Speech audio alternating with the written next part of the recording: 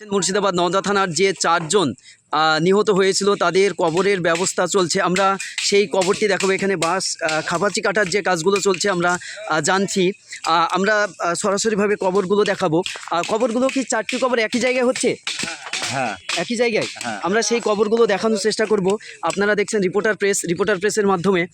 চারটি কবর একই জায়গায় সারি সারি একই জায়গায় দুটো বাচ্চাদের, হ্যাঁ। আর দুটো হচ্ছে মানে পর মেয়েদের, একটা হচ্ছে বেটা ছেলে, হচ্ছে পুরুষের একটা হচ্ছে এখানটায়, মানে পাশাপাশি একই জায়গায় পাশাপাশি, আর মেয়েদের বাচ্চাদের দুটো এক জায়গায়।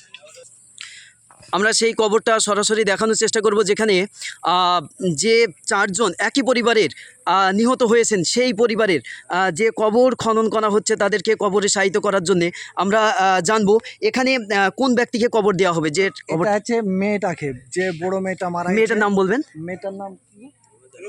রুবিনা খাতুন। আচ্ছা, রুবিনা বিবি। আমরা পরের কবরটি দেখানোর চেষ্টা করব।